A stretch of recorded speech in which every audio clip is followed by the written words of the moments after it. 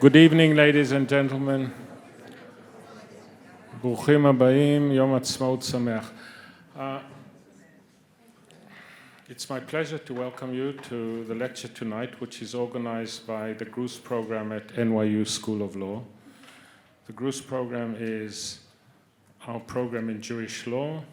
We organize lectures, workshops, there are classes, but the principal annual event is the annual GRUS lecture. And we're particularly happy after a COVID hiatus of 2 years to be back in person with a very timely, exciting, interesting topic. I'm going to now welcome my co-director of the program, Moshe Halbertal, to introduce the speaker.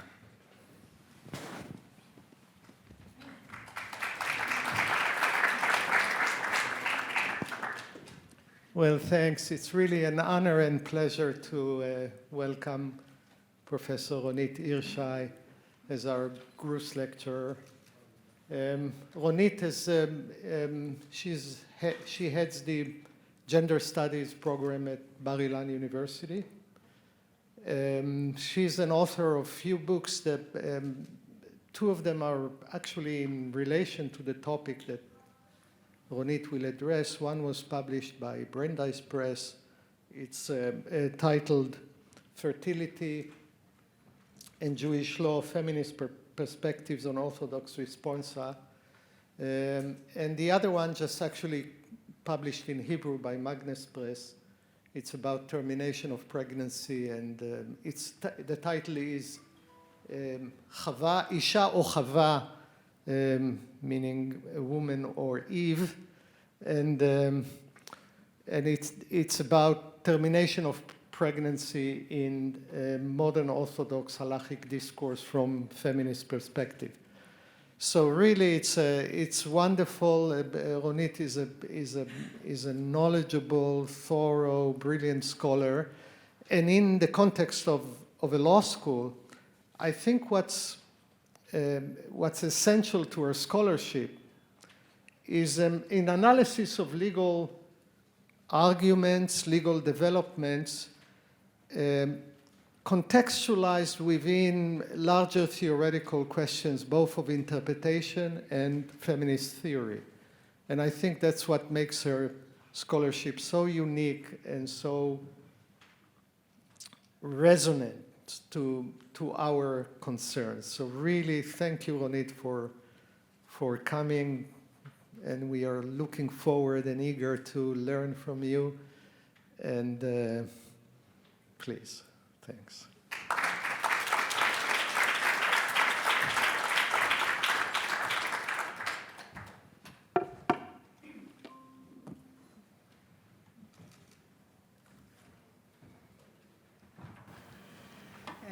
Thank you very much. Good evening, everyone.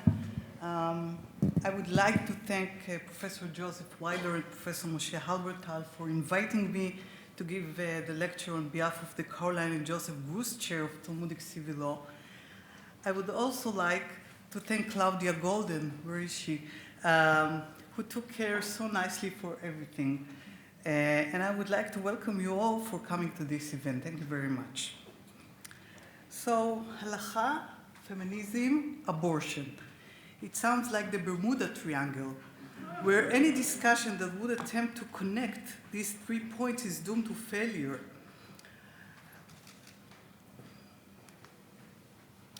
On the face of it, a feminist halachic discourse would seem impossible, as two very different worldviews, one drawing on the secular liberal tradition, and the other shaped by a religious tradition. Feminism and halacha rest on diametrically opposed premises. Fundamental liberal ideas such as autonomy, ownership of one's body, and reproductive freedom are seen in the religious tradition as contradicting human subservience to divine authority and to a binding normative system. However, in this lecture, I claim, by taking the abortion debate as a case study, that halacha and feminist ideas are not necessarily at odds with each other. It does not follow, of course, that the ideological foundations of halakha and feminism are necessarily in correlation, but sometimes the bottom line of halachic rulings can be a platform for a feminist, humanist, liberal halakha, since if Chazal, as I would like to convince, did not refer the fetus as the status of nefesh, a person, it doesn't mean that they necessarily saw women as full subjects, but contemporary halachic decisors can take this platform to create a halachic ruling that actually does exactly this. The fact that most of them do not do that, and even when they rule leniently, they do not respect women as full subjects, is the story that I want to go after in this lecture. So before we dig deeply into the sources, here's the place to say a few words about what I see as the feminist project within the field of the philosophy of halakha.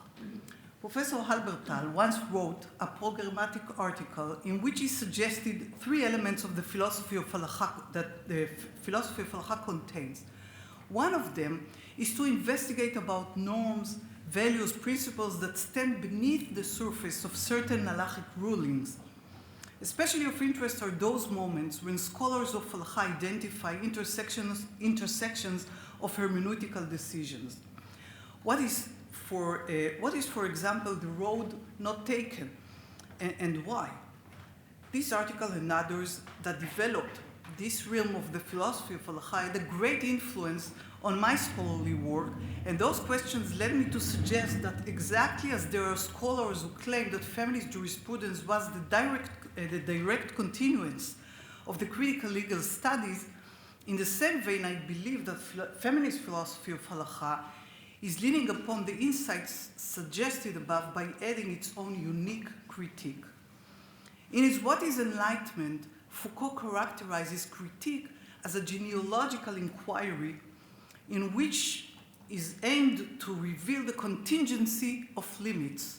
The genealogical inquiry aims to reveal how what is given to us as universal, necessary, and obligatory is the product of arbitrary constraints that are produced by a set of singular contingent acts.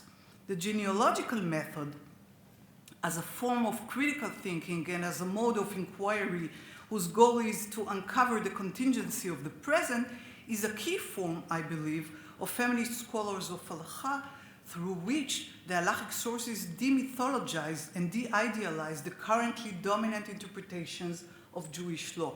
And this is exactly what I would like to do in this lecture. So let me suggest the central claims and then we will dig more deeply into each and every one of them.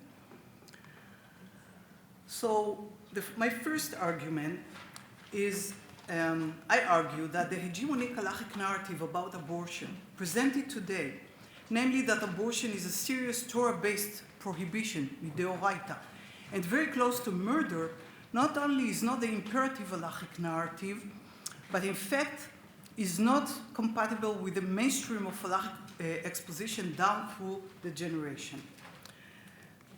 A close study of the sources from the Mishnah and the Talmud and until the 20th century shows that the halachic mainstream never held that the fetus has the status of a person before it leaves the uterus, and if there is a prohibition, is only rabbinic, midrabanan. And the second claim, and you have it here, by contrast, the dominant position in the 20th century was very strict and produced responsa of unprecedented severity. I will demonstrate that the stringent construction requires forced halachic maneuvers that have conspicuous gender implications and give at least 3 reasons that can shed light on this stringent tendency. The first one is the demographic issue, if you wish, national reasoning, like the Holocaust, the Israeli-Palestinian conflict, the legalization of abortion, and perhaps as a response to Christianity. And my third claim is that even the lenient approaches today, which seem to be more considerate of women's lives and of their emotional and physical needs, is not devoid of gender biases. So let's start with the first claim. Since I won't be able to refer to all the relevant sources, I want to take a close view on two of them that, in my opinion, are the basic for understanding whether the fetus is a person or nefesh in the rabbinic discourse. I regard those sources as an axis or a lens through which we should read other references on the subject, for the simple reason that, unlike other sources, they deal directly with the question of abortion. So, is the fetus considered a nefesh, a life? I would like to quote from Tractate Ohalot. You can see it in the slide. If a woman is having difficulty giving birth, this is from the Mishnah, yes, the fetus within her belly is cut up and removed limb by limb, for her life takes precedence over its life. If most of the fetus has emerged, it is not touched, for one life is not set aside for another. This Mishnah deals with the situation in which a woman is already at the point of giving birth and her life is being endangered by the fetus. I would like to suggest that the Mishnah lends itself to at least two different understandings, reflecting an ambiguity in the text itself. The first reading leads to the conclusion that although the fetus is not considered a nefesh, a life, as is evident from the final sentence and as Rashi immediately indicates, it may be aborted at every stage of the pregnancy, only in the face of clear and present danger to the mother. It follows that situations falling short of mortal danger, such as where the fetus endangers her health but not her life, or places one or more of her limbs at risk, would not provide adequate justification for abortion. On this reading, the fetus is not considered an actual life, but neither is it considered entirely a non-life. The second reading, in contrast, focuses on the final sentence of the Mishnah to emphasize that the fetus is not considered a life at all, and becomes alive only when its head or most of its body has emerged. And here there is two versions in the manuscripts of the Mishnah. Is its head or most of its body. If abortion may be permitted for the sake of saving the mother's life, even after the birthing process has begun, where we should be perhaps more careful about the status of the fetus status, it is just reasonable to assume that it should be permitted a fortiori at an earlier point in the pregnancy for reasons less severe as saving the mother's life, when the fetus is clearly an integral part of its mother's body. Putting it differently, the Mishnah suggests that we should be more careful about the fetus status when it begins to emerge from its mother's womb, and thus, at this stage, it should be aborted only where there is a danger to the mother's life, meaning that even at this point, the mother's life comes first. But before the birthing process has begun, there is no indication that there is a prohibition at all.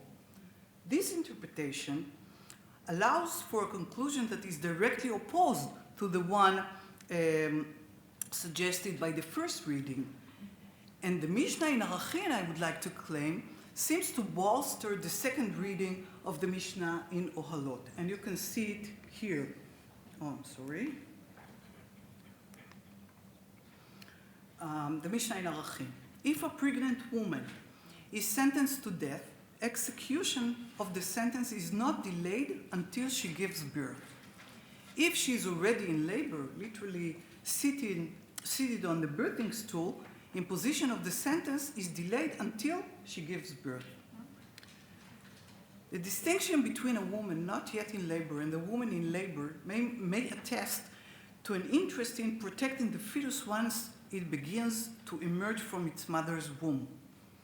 The Mishnah may see the fetus at that stage as a being that is starting to live in its own right, and it therefore permits delaying the execution until after it is born. And so I'm sorry about those sources. Yes, it's not so easy to read them, but nevertheless, these are the sources that we learn from them. And the Talmud goes even further. The Talmud in Arachim.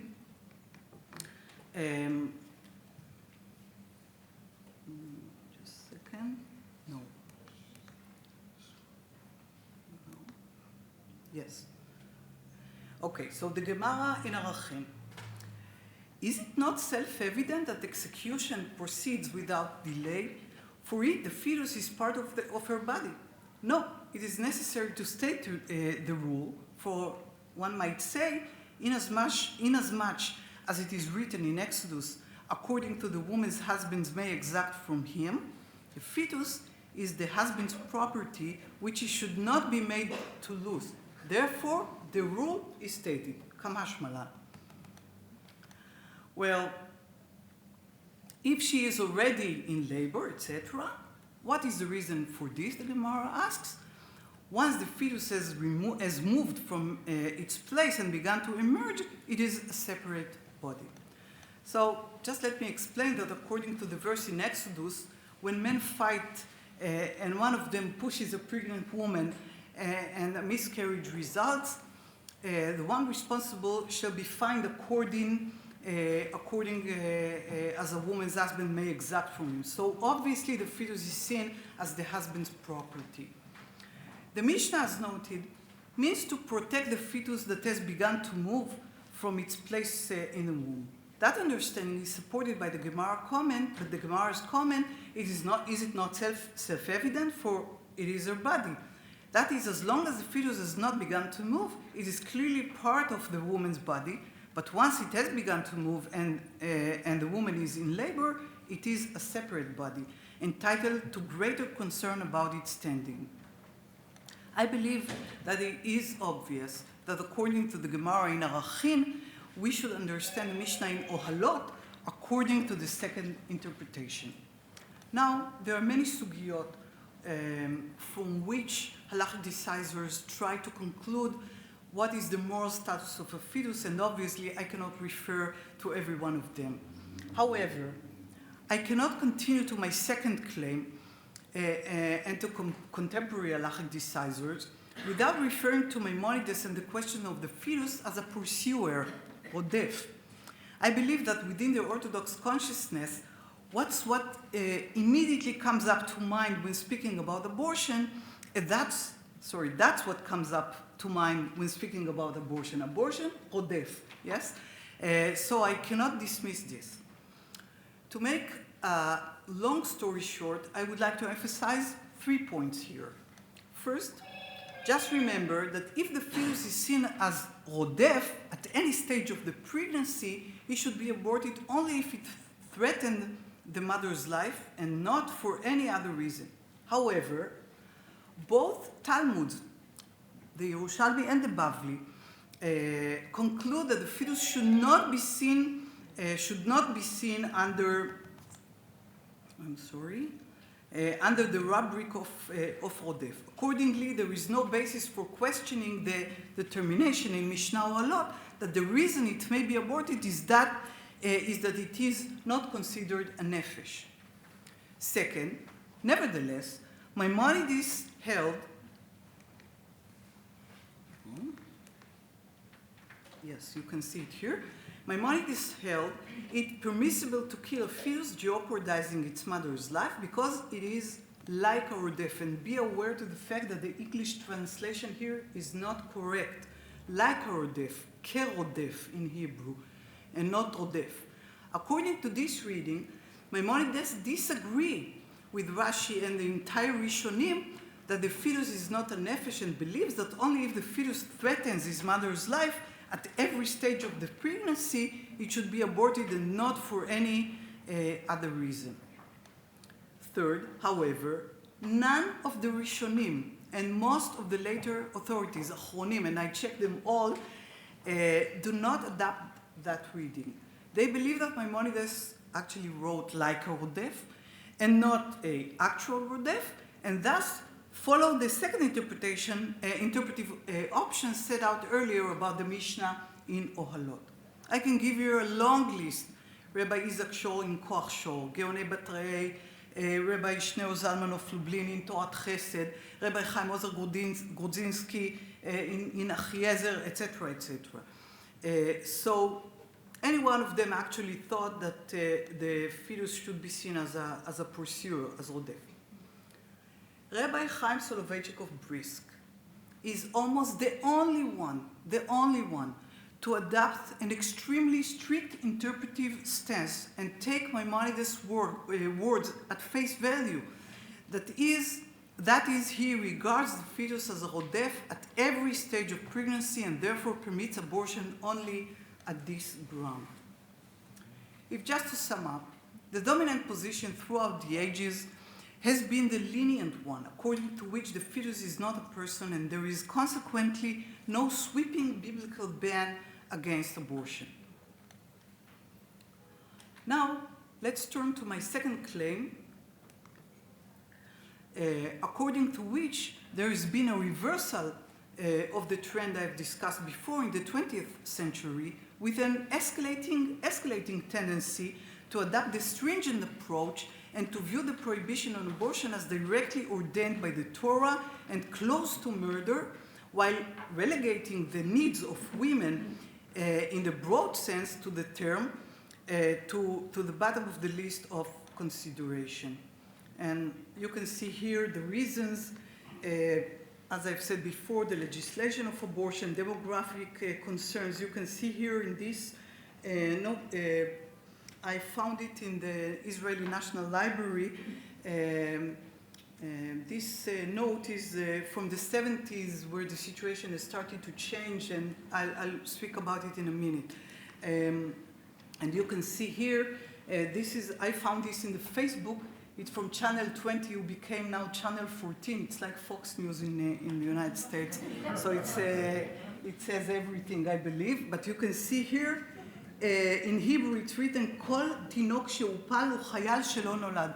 Every fetus who was aborted is a soldier who was not born. I don't have to say anything about that, I believe.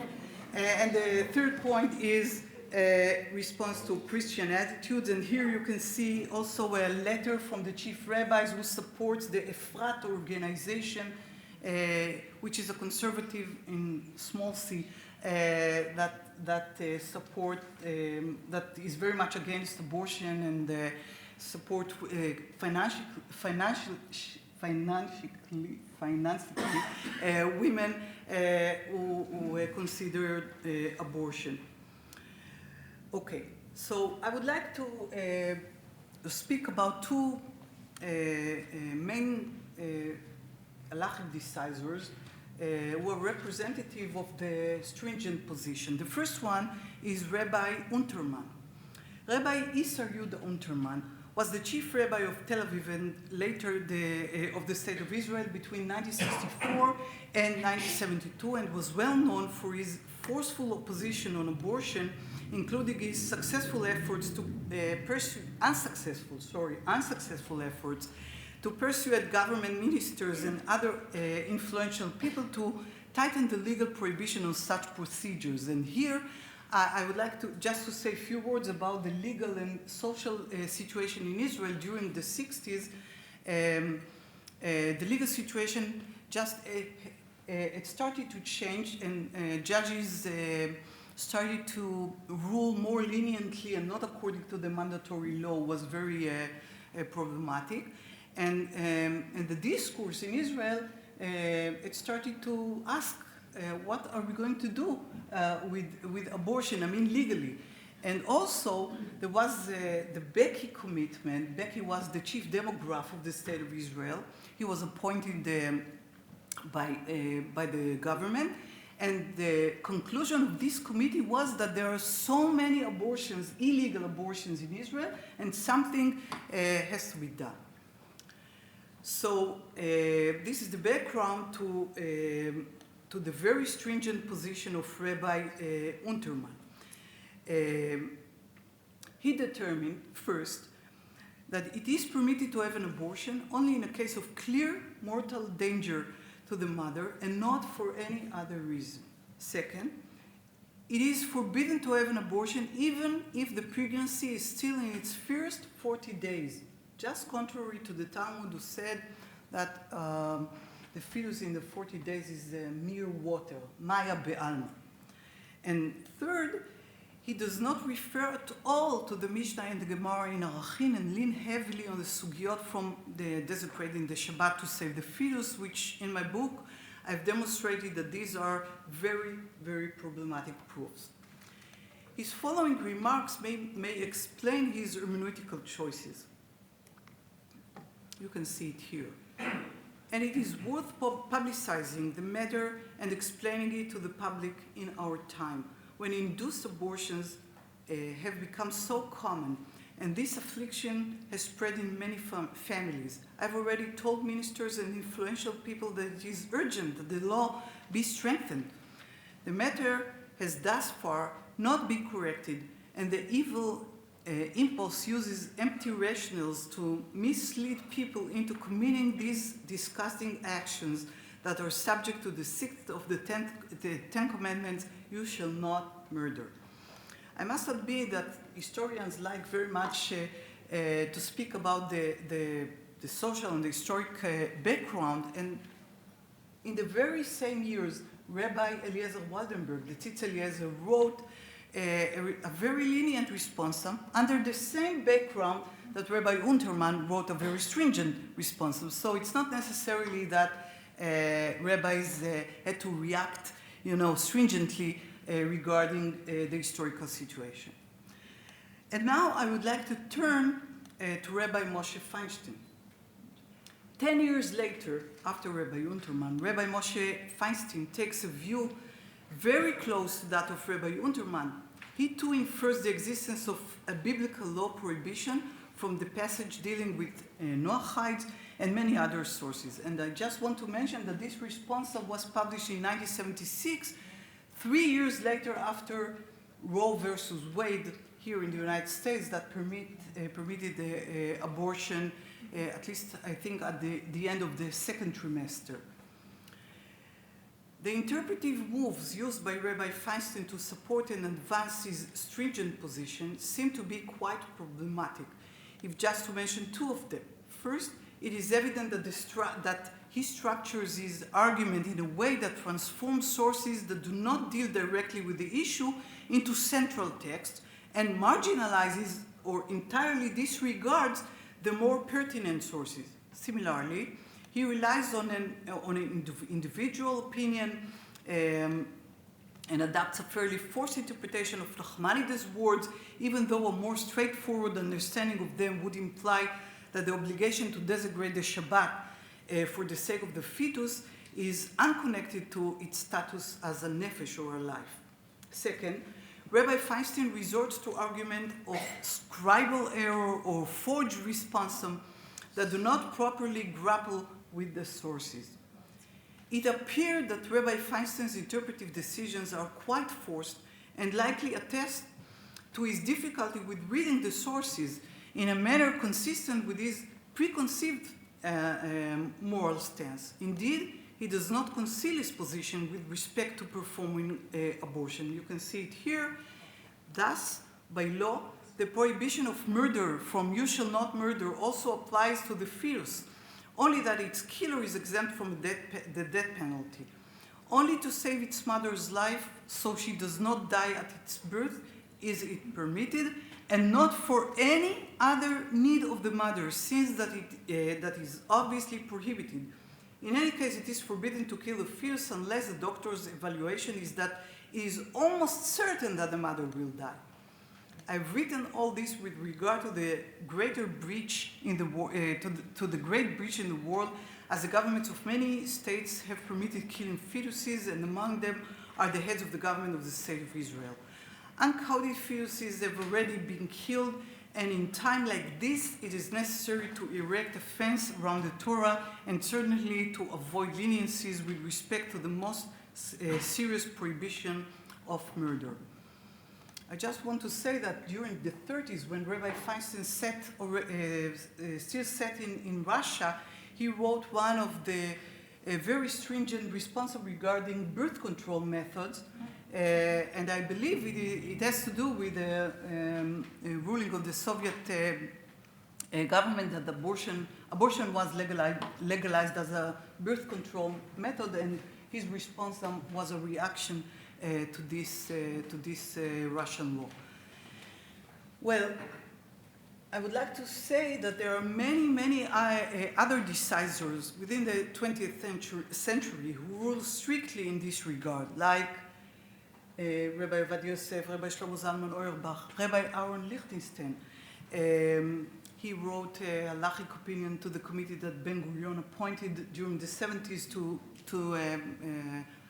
in order to figure out what to do with the law about that, and many other rabbis. So I really think there is a tendency here to rule much more stringently in the 20th century. But now I would like to ask, what are the gender implications of the stringent approach?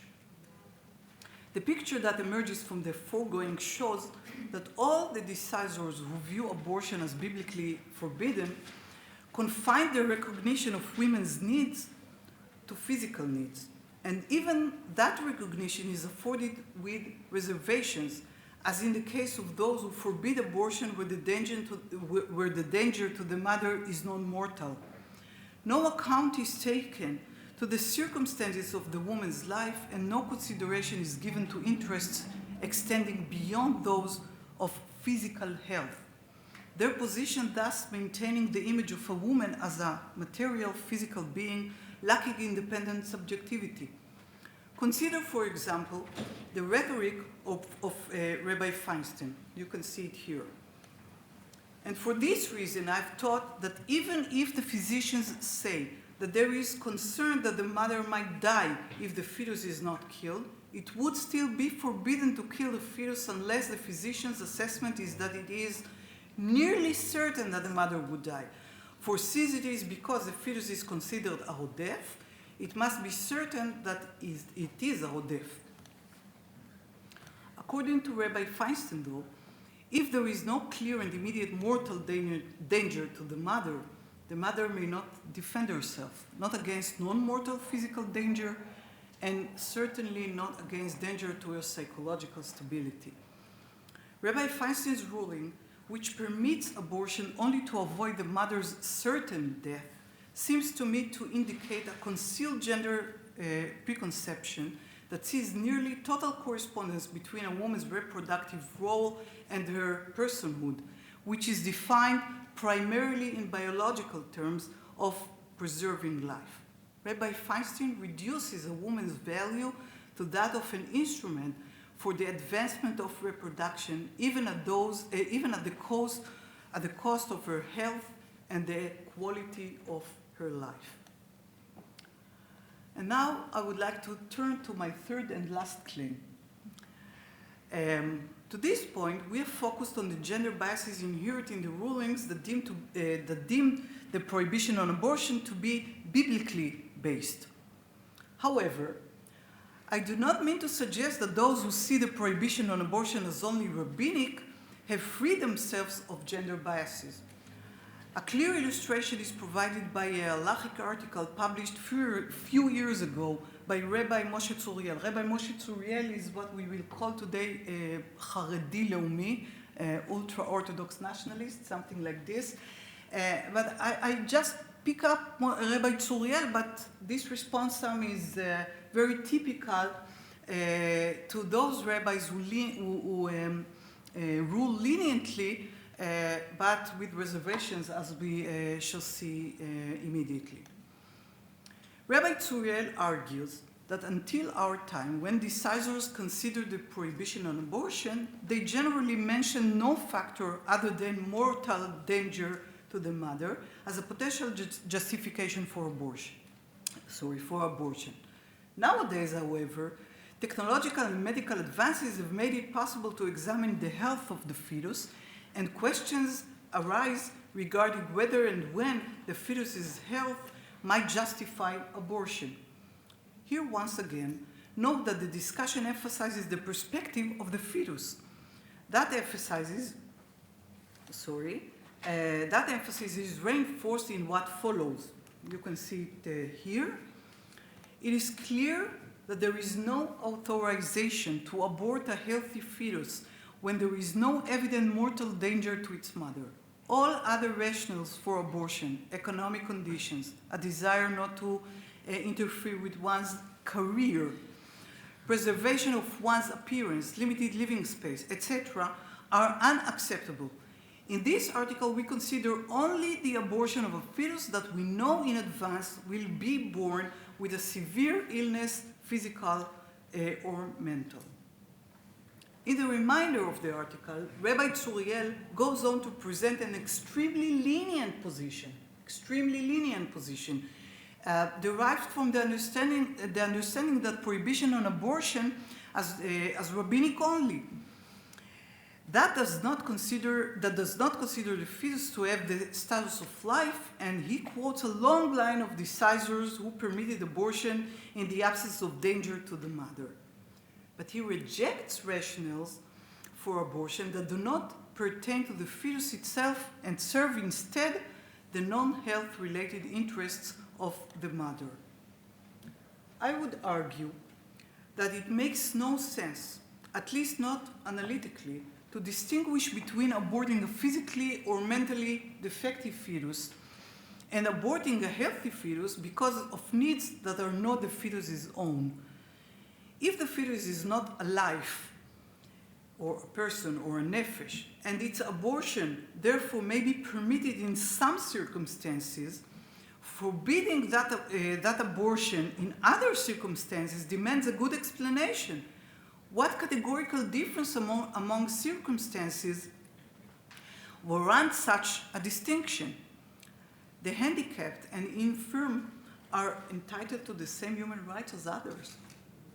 One might argue that the distinction being drawn is between abortion that challenge the value of the sanctity of life and those that do not challenge that value. But that distinction is questionable. Why does aborting a defective fetus cause less violence to the sanctity of human life than aborting a healthy fetus whose birth would harm its mother's dignity or life plans? And what of the value of preserving the dignity of the woman and her ability to lead her life in a way that is associated with their intellectual, professional, or emotional needs? As noted, I believe the distinctions that are drawn among these sets of circumstances are not neutral, and the gender considerations play a significant role in defining them. Rabbi Tzuriel does not enumerate all of the considerations I've listed, but his placement of the word career in quotation marks in the Hebrew original is enough to give the impression that he regards it as a shady rationale at best. The point I wish to emphasize is that even lenient decisors limit the range of permitted abortion in accordance with pre-existing worldviews that do not necessarily reflect respect for women as subjects with independent interests and needs. Even if more than a few contemporary decisors deem the prohibition of abortion to be only a rabbinic in force, that still does not mean that the human needs of women, beyond the purely physical ones, are regarded as factors that legitimately bear on the decision of whether or not to abort. Even according to these decisors, the principal function of woman was and remains procreation and birth. As a general rule, it seems to me that a position that focuses only on the personhood of the fetus is not necessarily one that honors the sanctity of life, for it avoids consciously and unconsciously recognizing women as subjects to be valued and in and of themselves. Believing, as I do, that neither the strict decisions nor the lenient ones derive exclusively from formal analyses, let me clarify the problem further by suggesting that modern decisors are caught in the clash between two developments of great moral importance. On the one hand, rapid progress in science and medicine had advanced our understanding and perception of the fetus as a human entity. Especially meaningful is that, in that regard, has been the ability to use ultrasound to observe its forms and movements, as well as the capacity to sustain premature infants born as early as the 6 months of pregnancy. These developments make it much harder to accept the Torah statement that one who strikes a pregnant woman and causes her to miscarry is liable only for monetary compensation to her husband, or some of the rabbinic notions that see the fetus as nothing more than a limb of its mother having no independent status. On the other end, the changing attitudes toward women, who are now seen, thank God, not only as bestowers of life, but also as persons in their own right, possessed of independent destinies and rights. These rights include the basic right not to become pregnant and not to raise children at all, or at least not to see that role of women's, not to see that role as women's exclusive or primary function. And remember that according to Halacha, women are not obligated by the commandment be multiplied and increased. So the problem faced by the decisors is not posed specifically by the halachic sources, of course, which allow ample room for interpretation and for consideration of leniencies. It is more one of striking the proper balance between these moral developments and the halachic sources. The stringent decisors, however, do not share that understanding of the question posed to them. To put it differently, they do not generally consider the woman's needs, other than her physical ones, as a legitimate aspect of the moral analysis of the problem. The moral dilemma, as a rule, is understood as one involving only the fetus's personhood, or, more recently, the quality of its future life in the event of severe birth defects. With some hesitancy, I would suggest that there may be an additional factor contributing to the complexity of this situation, and especially to the stringent halachic attitudes, the Catholic Church position on the matter. It is entirely possible that the canon law drew halacha in the same direction, as Rabbi Yonah Zweig writes. Rabbi Yonah Zweig was the chief rabbi of Antwerp. Moreover, it is not only leading physicians and legal scholars who oppose permitting artificial abortion, even in a case such as the one we are considering. The Catholic clergy and its leaders have expressly declared that it is forbidden according to their faith to kill a fetus even if it will be born with defects or abnormalities. If so, there is an additional prohibition here related to the desecration of God's name if we permit it. Such an act would, God forbid, cause a desecration of God's name throughout the world, and of that it is certainly said, for you are a holy nation, do not allow another nation to be holier than you. His words, it seemed to me, provide considerable support for my view regarding the imbalance between the fetus and the mother. Allowing the abortion would entail desecration of God's name, because the woman's perspective on this issue is not taken as a moral one and is therefore regarded as irrelevant. But it is easy to argue that if concern for a woman's health, dignity, wishes, dreams, and various needs is regarded as moral consideration, the claim regarding desecrating of God's name is blunted and maybe even reversed. So just to conclude, I want to say in a somewhat personal note that adopting a liberal position, even if not a sweeping permissive one, is not something I do casually. As a woman, as a mother of 5 children, as one who is faithful to the halacha, I might have been expected to take a different view. But precisely because of the factors just noted, the opposite is true. Children have tremendous importance for women, but they cannot comprise their entire being or human totality. I believe that halacha, from its own perspective, does not reject the criticism I have presented here.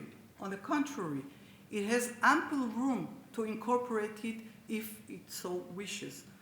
As a practical matter, this critique can contribute to a more balanced view of on the part of halachists regarding women's needs, and to greater understanding and empathy with respect to their ability to shape their own lives, choices, and preferences in a proper and dignified manner, all within the context of the considerations that must be taken into account in reaching decisions as difficult as those required in the matter of abortion. Thank you very much.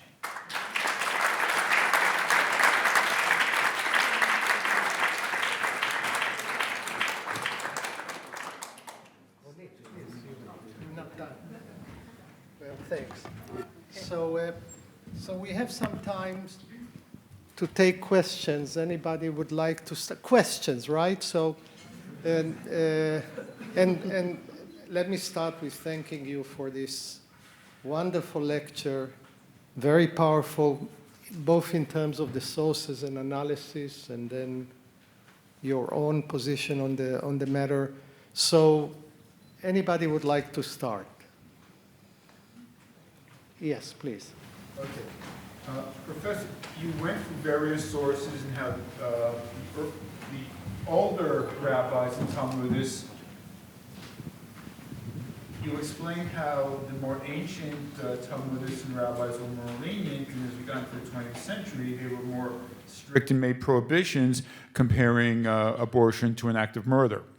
And okay, I'm not an expert on Jewish law. How can how can any rabbi, seemingly Talmudist, disregard learned decisions and opinions of other people? I know rabbis disagree all the damn time, but what's the legal basis of it? They seem to ignore what went on before.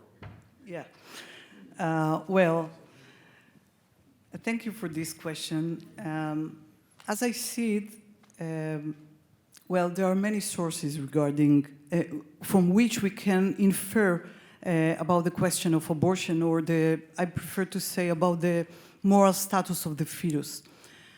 What I have suggested is that the sources that I interpreted here are the main sources.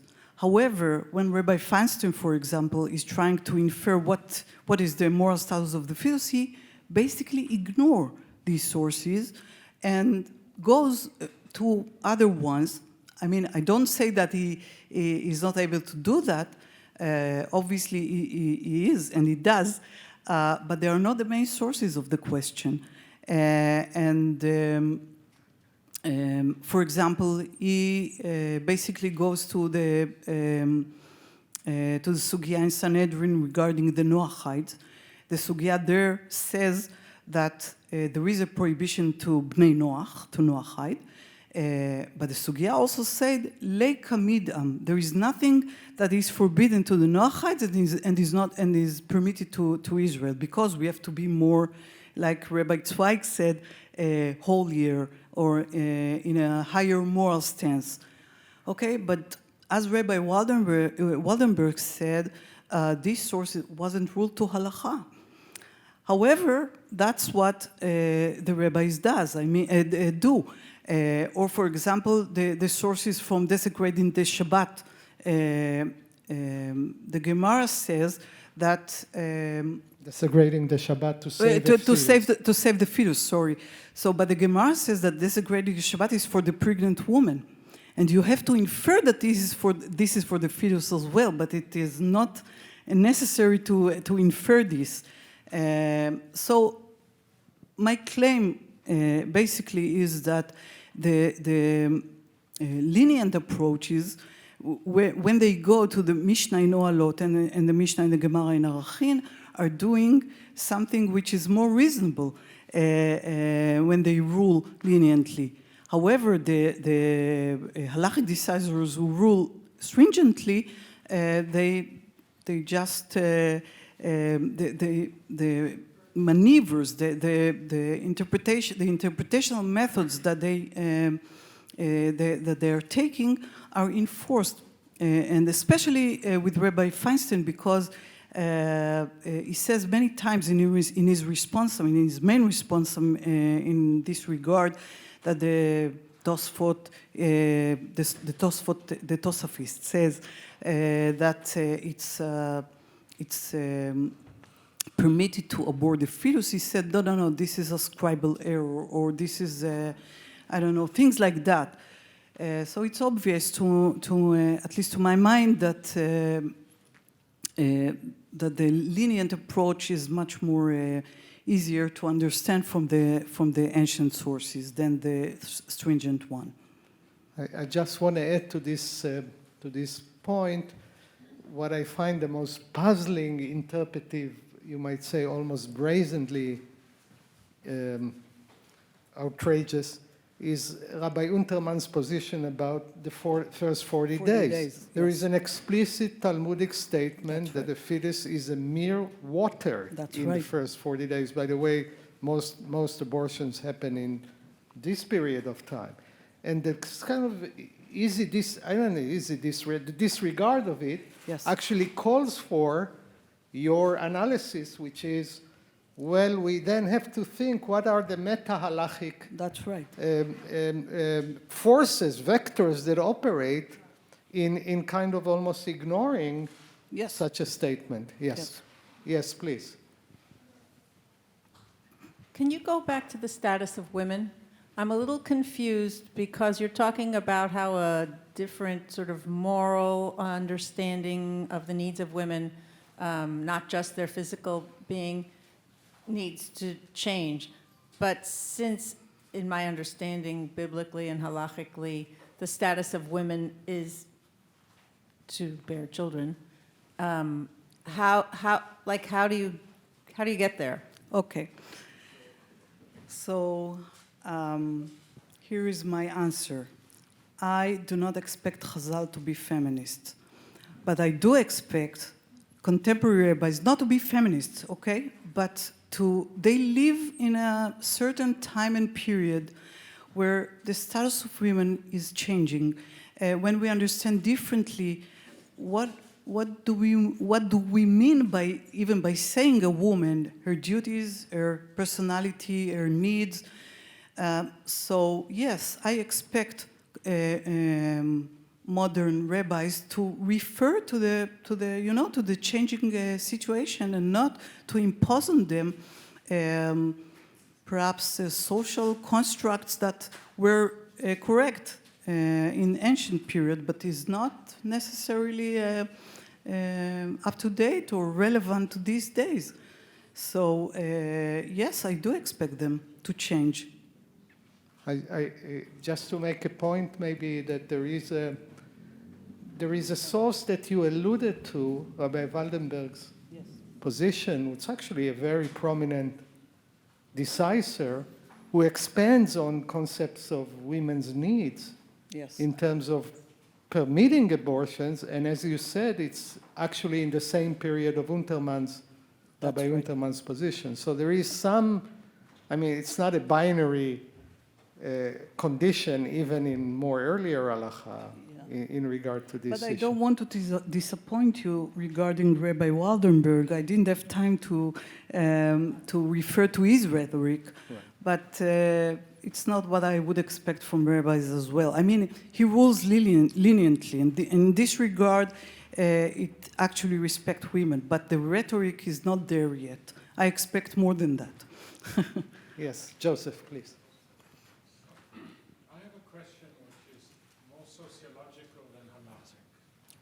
Take the mic. If I understand your thesis correctly, and you will correct me if I misunderstand it, you say that halachic sources, one can go one direction or another direction. And in fact, if we go to the leading sources, the leading Talmudic sources, etc., they would point to leniency, but as we heard, you can also pick up. So then, if I understand your thesis correctly, you're saying that the way these sources will be interpreted will not be determined by halachic language, but will be determined by the sensibility, by the moral disposition, by meta-consideration of the decisor. That's right. So here's a source, I'm sure you are more familiar with it than I. I remember also in the early 50s, psak of Rabbi Uziel, who was the chief Sephardi rabbi. That's right. And at that time, in the 1950s, it's different today, a condition of deafness That's right. was considered as compromising the dignity of a human being. Today, it would be thought of differently. And he allowed an abortion where the doctor said if the woman carries the baby to term, she would become deaf. And he said if she were to become deaf in the sensibilities of the 50s, that would compromise her dignity, and he allowed the abortion. So my question is, what would we expect today as an empirical sociological if a woman goes to within the Orthodox community and we have these different interpretations, even in the 20th century, from a sociological point of view, do they all feel constrained to follow Feinstein? Or will you find rabbis within the Orthodox community who will feel that they have the liberty with whatever configuration, more feminist, less feminist, but to give a psak like Rabbi Uziel, which said, if taking the baby to term will seriously compromise the dignity of the woman, an abortion is permitted. Would we still have those kind of decisions, or is the door shut given the current Orthodox rabbinate? Well, actually, I wrote the paper regarding the question of there are two levels in halakha. I mean, there are many levels in halakha, but I refer to the declarative level, where the rhetoric usually is quite stringent and harsh, and perhaps because the rabbis want to educate the people. And there is the personal level, where there are people who might say that in this level, this is the actually halakha, when people are coming to the rabbi and asking in person, in 4 eyes or 6 eyes, and want to get answers. There is a gap between these two levels. And I think, and there is a gap, and to this gap, we can add a concealment of lenient positions.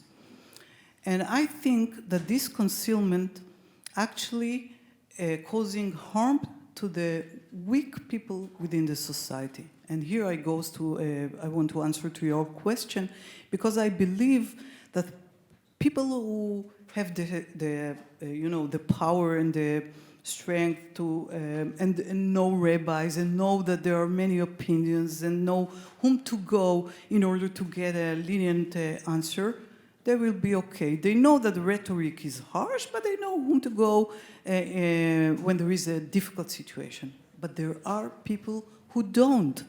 I can tell you a story about that, a small story. Once I asked my doctor, she worked for many years within the Haredi community in Jerusalem.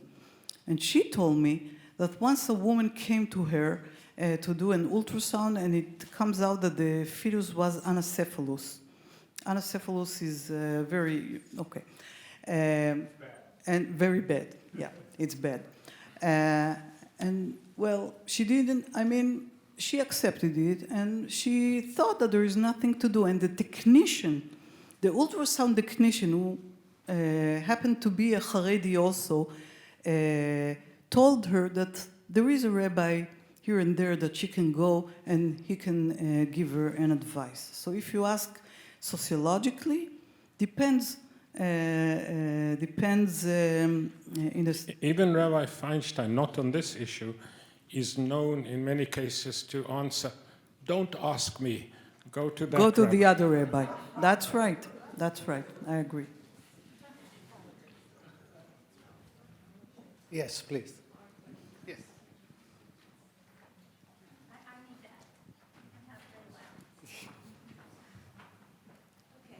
Thank you. So this was fascinating, and I have done some studying on my own. So, you know, women too are made in the image of God. And so Absolutely. they should be seen in the same capacity as men and as fetuses. That is my opinion. But to go back to Maimonides and Rodef, to put the Rodef only at the point of birth makes it seem as though only the danger to her imminent death is what would make the fetus erodive. But as any woman here knows who's been pregnant, and I've been pregnant many times, you can have your life or your health endangered at any point in pregnancy. And so therefore the fetus is erodive throughout pregnancy. And therefore the entire interpretations that says that you can only abort a fetus if there is imminent danger is totally incorrect. Because if you look at modern medical practice, the fetus can be erodive at any point in time. So that's my position. I also should say I'm on the board of the National Abortion Rights League, so that has always been my position. But indeed, I did study this when I took classes at Jewish Theological Seminary. So I'm familiar with many of your citations. And thank you for your work. Thank you very much. Yep. Yes, Rabbi.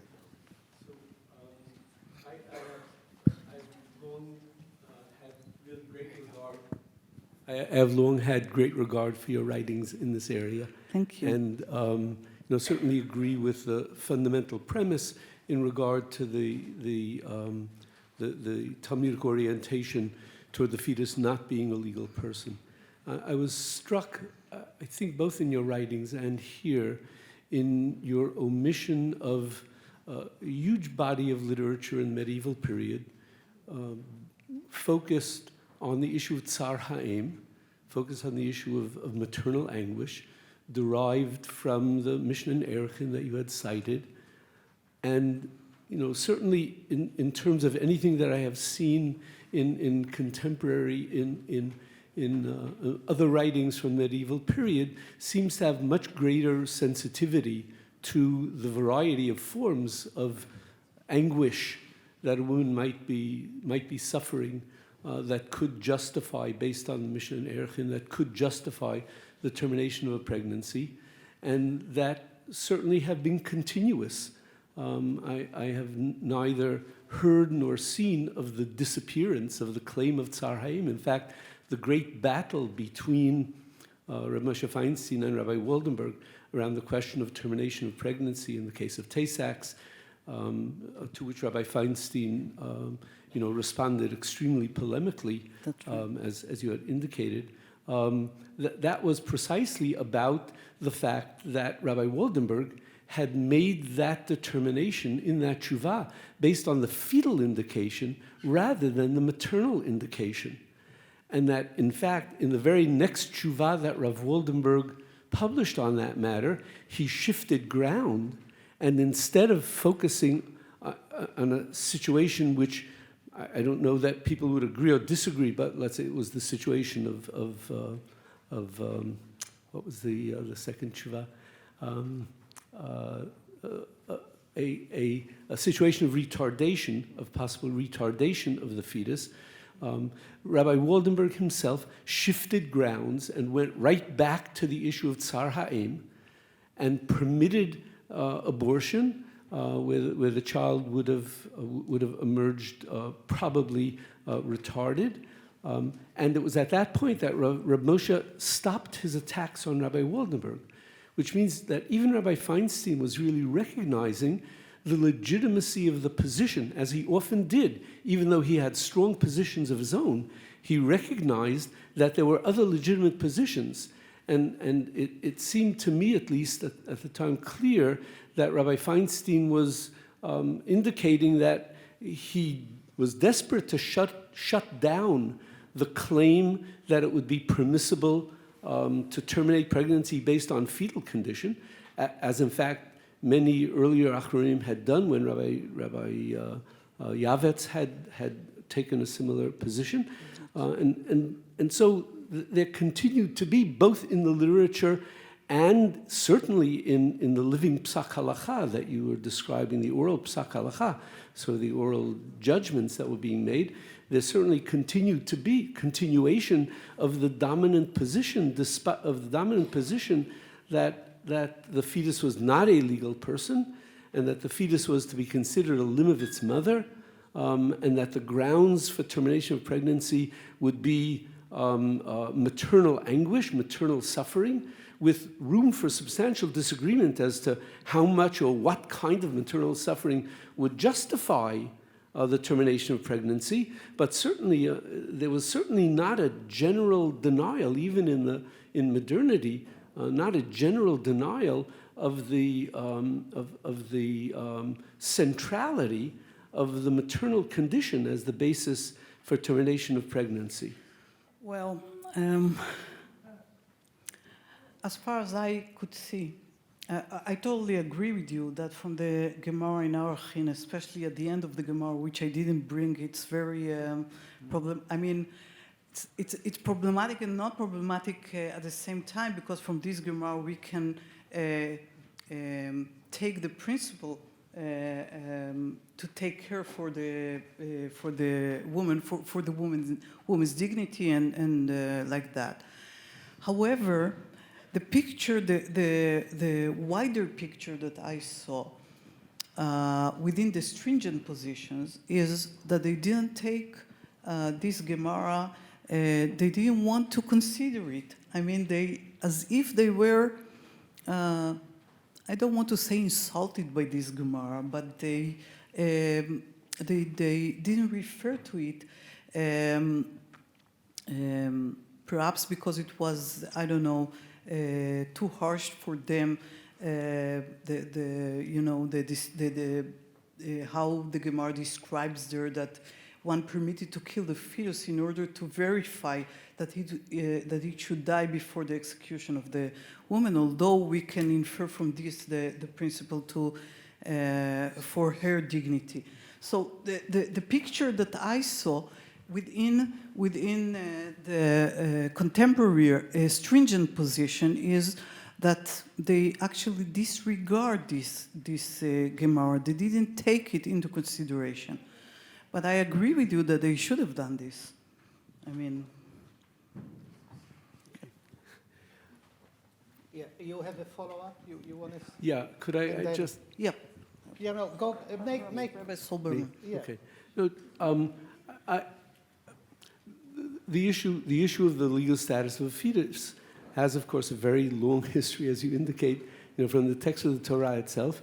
And there are certainly periods in Jewish history when it became a polemical issue, right? So the early history, certainly the earliest literary history that we have in terms of the writings of Philo and Josephus, both of whom attempted to portray the position of the Torah itself as maintaining that the fetus did have status as a legal person, and then the adoption of that position by the Catholic Church. That's right. And the reflection of that position in the position of Rabbi Yishmael, as you indicated. That's right, yeah. All of that was part of a polemic that was taking place in the ancient world, related not so much to abortion, but related to exposure of infants and infanticide. That's right. Yeah. And I mean, it seems to me that in the post-Holocaust era, and I think that's why it was brilliant of you really to indicate that as a critical component of this turn that had taken place in the literature, at least, and certainly in the writings of Rabbi Feinstein, that there's a deep polemical issue at stake, not only in relation to the expansion of abortion beyond what they considered to be reasonable, but also specifically in terms of the termination of pregnancies of children with diseases or deformities, where they felt that was a matter of our passing judgment over the total quality of human life, as well as the experience of the Holocaust and what that meant about the affirmation of human life. But the polemical factor will definitely be there. But I think that your indication, which I think is also very important, that there's a substratum of psak halacha that exists in the community, and it exists very much so in the Haredi community as well as in the modern Orthodox community, of a substratum of halacha related to this issue, which I believe takes pays profound consideration to women's aspirations and women's psychological state, but are reluctant to write in this because they don't know how to create an objective ruling. And this is, of course, what the other issue that you're really raising, which is the issue of the difference between psak halacha, practical psak halacha, and codification.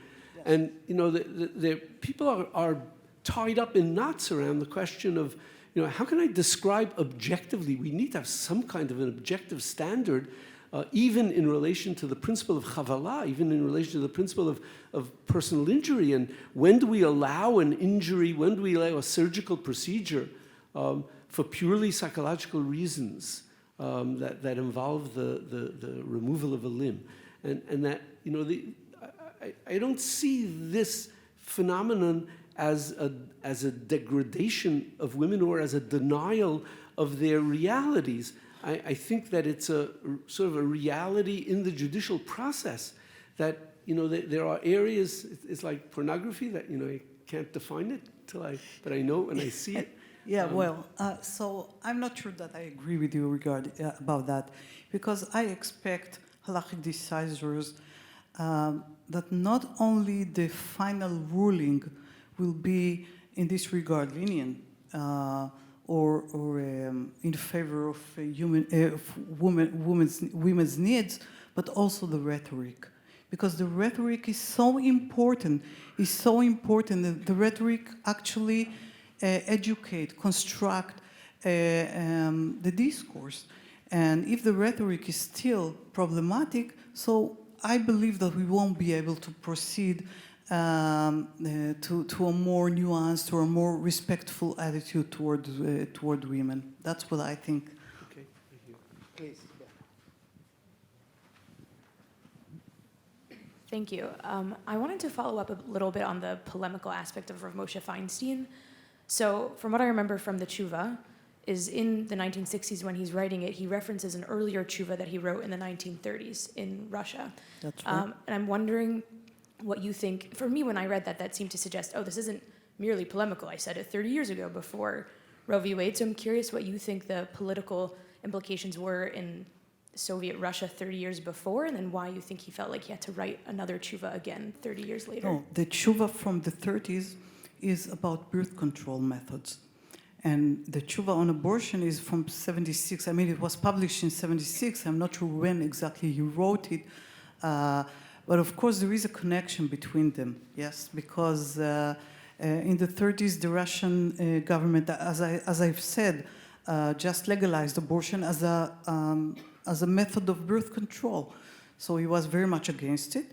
And in the 76, it was, the time of Roe versus Wade and the feminist movement who put the abortion as its flagship, yes. So I think it was a polemic response. This one in the 30s, and that one on 76, it is a polemic tshuva. Although in others, in other areas of fertility, it was very lenient, Rabbi Feinstein. Yes, but I refer to the rhetoric, and of course here to the final ruling, but also the rhetoric. And the rhetoric does not respect women as full subjects. That's what I wanted to claim. Yes.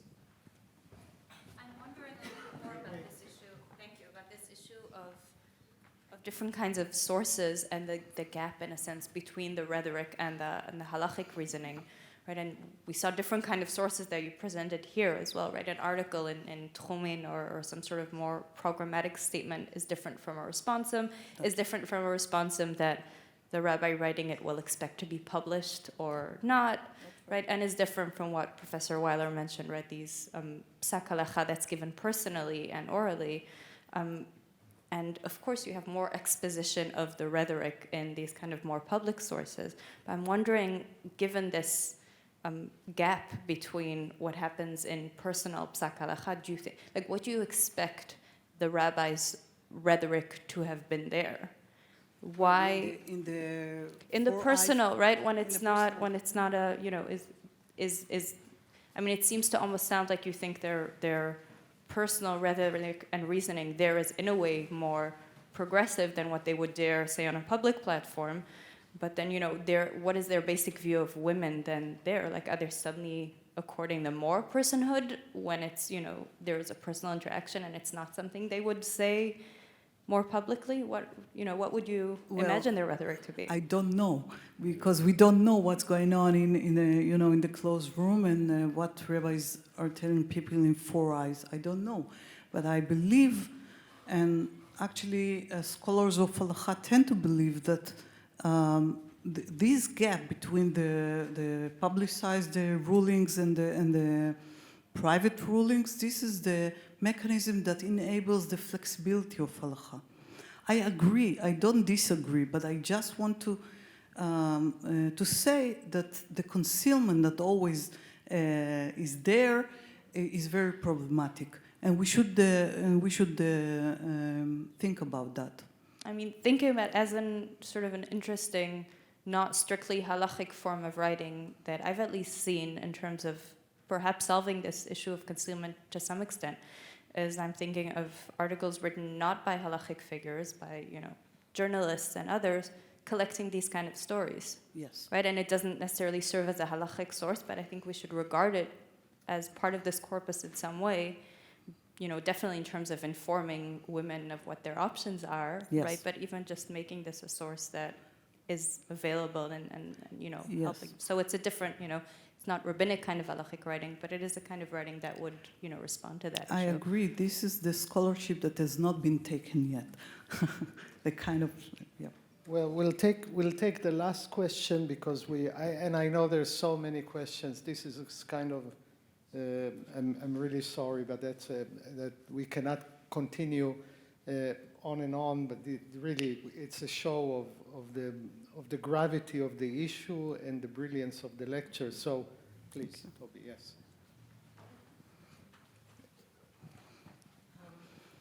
So a corollary to this discussion, and maybe one that impacts more on Haredi women, is birth control. Because Haredi women, there's a tremendous pressure about fertility. And I know that there are many Haredi women who will persevere in having children even when their health is at stake, because it's a status issue within Haredi life. And the prohibition against contraception is something that maybe affects Haredi women more than the prohibition against abortion. Well, I totally agree with you. I wrote an entire chapter in my previous book regarding birth control. Actually, I don't understand this at all. I mean, this is solely ideological sense by the Haredi rabbis, because there is no prohibition on birth control. I just cannot understand that. And there is no prohibition on birth control, especially if the woman is taking the birth control.